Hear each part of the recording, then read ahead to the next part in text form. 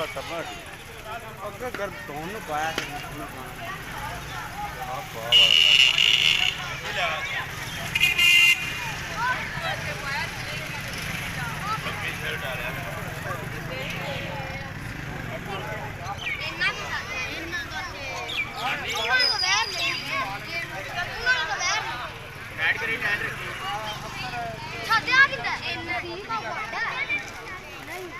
किसी तरह चल जाओ आगे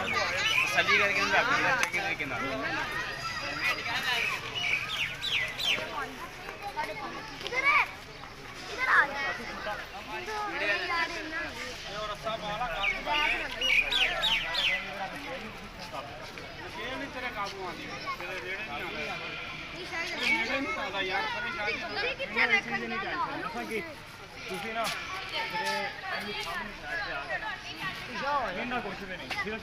बस थले नपी रखा जे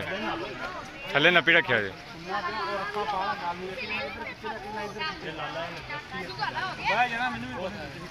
ਉਹਨੇ ਵੈਸੇ ਹੀ ਬਹਿ ਨਾ ਤੁਸੀਂ ਥੱਲੇ ਨੱਪੀ ਰੱਖਿਆ ਜਾਣਾ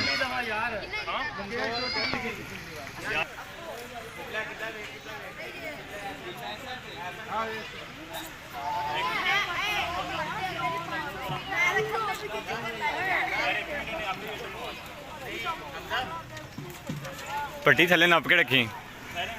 You were not as tough as